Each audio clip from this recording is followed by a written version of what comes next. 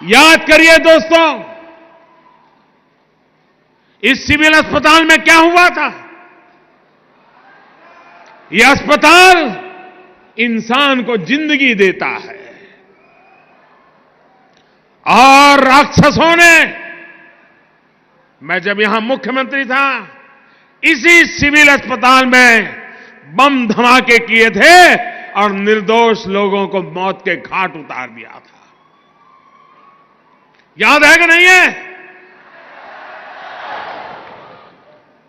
सीमा के उस पार से आतंक होता था। क्या उस समय दिल्ली में बैठे हुए लोगों का दायित्व नहीं था कि हिसाब चुकता करे?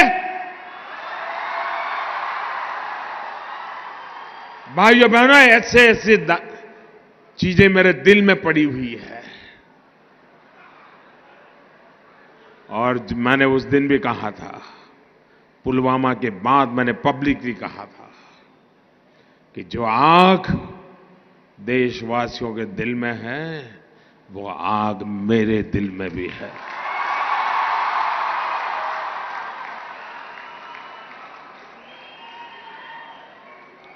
अगर उस समय सरकार में दम होता तो अहमदाबाद की सिविल अस्पताल में निर्दोषों की जान लेने वालों को वहां जाकर के भी हिसाब चुकता कर देते। भाई, मुंबई में 26/11 हुआ, निर्दोष लोगों को मौत के घाट उतार दिया गया, और हम कुछ दिन के बाद चलो अब ठीक हो गया, सब लोग काम पे लग गए। आप मुझे बताइए दोस्तों, आतंकवाद के खिलाफ लड़ना चाहिए कि नहीं लड़ना चाहिए? आतंकवाद को जड़ मूल से उखाड़ना चाहिए कि नहीं उखाड़ना चाहिए? आप मुझे बताइए, कौन पार्टी है जो ये काम कर सकती है? ईमानदारी से बताइए, कौन कर सकता है?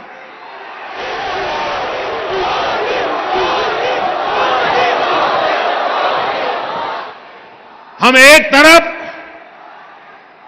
गलत करने वालों को सजा दे रहे हैं, तो वहीं ईमानदारी से काम करने वालों का सम्मान भी कर रहे हैं। और भाइयों बहनों,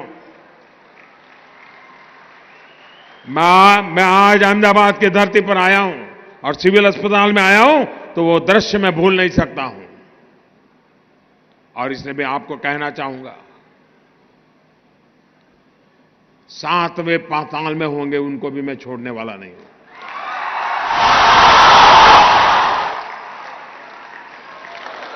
और देश का दुर्भाग्य देखिए, कुछ लोगों को तो पता नहीं क्या हो गया है। आज पाकिस्तान के अखबार की हेडलाइन देख लीजिए, भारत के नेताओं जो बयानबाजी करते हैं वो पाकिस्तान के न्यूज पेपर की हेडलाइन बन जाती है। ऐसे नेता ऐसी बातें करते हो जो पाकिस्तान के टीवी पर दिखा रहा है, पाकिस्तान की पार्लियामेंट में चर्चा हो रही है। क्या ये देश हित का काम है क्या? आप ऐसी बात बोलोगे जिसे पाकिस्तान तालियां बजाए? अरे देश की जैन सेना ने पराक्रम किया है, देश की सेना ने हिम्मत दिखाई है। और मैं दोस्तों इंतजार लंबा नहीं कर सकता।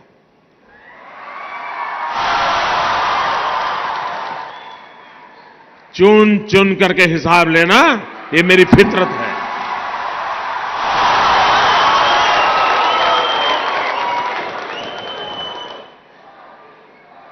कब तक निर्दोष लोगों को मारने देंगे?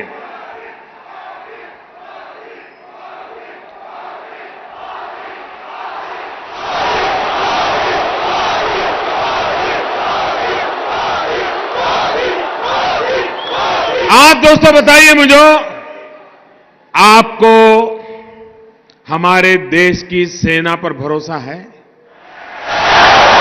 उनकी बातों पर भरोसा है? वो जो कहते हैं उस पर आप विश्वास करते हैं? सेना जो कहे उस पर मुझे विश्वास करना चाहिए? सेना जो कहे उसको मुझे मानना चाहिए? लेकिन कुछ लोग हैं जिनको सेना की बात भी पसंद नहीं थी, अरे मोदी की बात मत मानो भाई, मैं नहीं कहता हूं मेरी बात मानो, कम से कम सेना पर तो अविश्वास मत करो। उनके पराक्रम पर तो दाग मत लगाओ। वो जान की बाजी लगा करके खेलता है, वो देश के लिए मर मिटने के लिए निकलता है और सफल होकर के आता है तो आपकी नींद हराम हो जा रही है। और मान लीजिए ये हमारे सेना के लोग गए थे और मान लीजिए वहां कुछ हमारी योजना के हिसाब से ना हुआ होता और कुछ उल्टा हो गया होता तो ये लोग क्या करते? क्या करते मुझे बताइए? किसका इस्तीफा मांगते हैं? किसका इस्तीफा मांगते हैं? क्यों भाई? मतलब राजनीति आप कर रहे हो, अब सफल हो गए तो चिल्ला रहे हैं कि मोदी ने तो आर्मी का नाम ही नहीं देना चाहिए, जय जवान जय किसान भी नहीं बोलना चाहिए। क्या देश की सेना के जवानों का गौरव करना चाहिए कि नहीं करना चाहिए? उनका सम्मान करना चाहिए कि नहीं करना चाहिए? लेकिन इनके पेट में दर्द हो रहा है।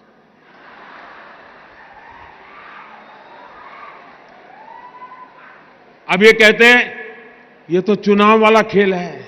जब सर्जिकल स्ट्राइक हमने पहली बार की तब कहां चुनाव था भाई?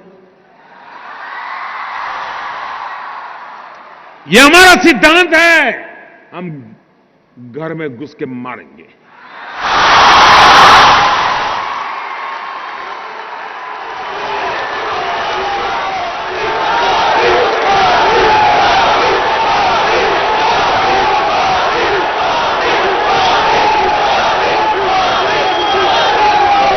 कोई देश ऐसी असहाय अवस्था में नहीं रह सकता है।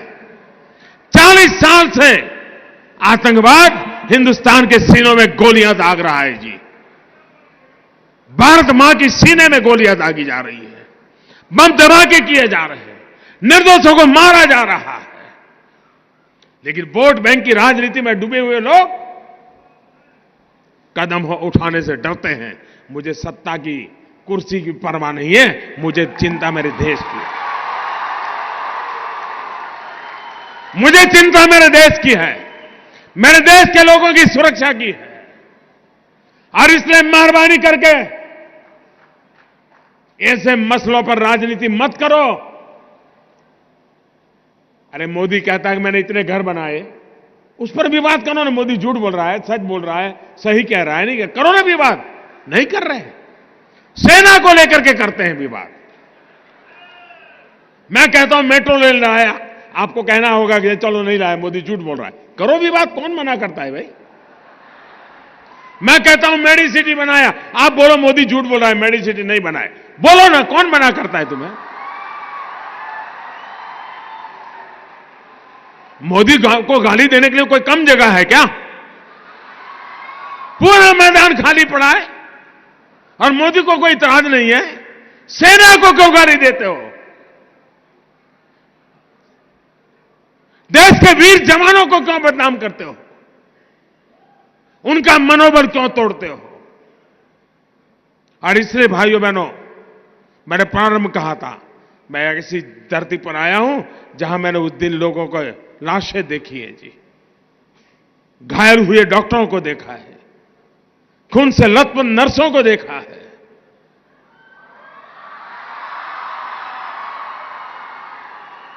इसलिए मैंने कहा था मैं यहां आया हूं, खुल करके बोलूंगा।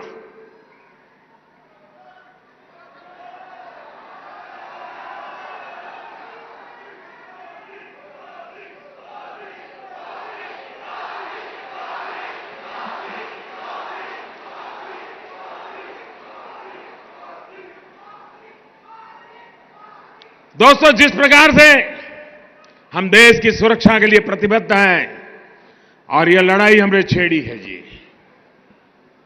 या मान के चलिए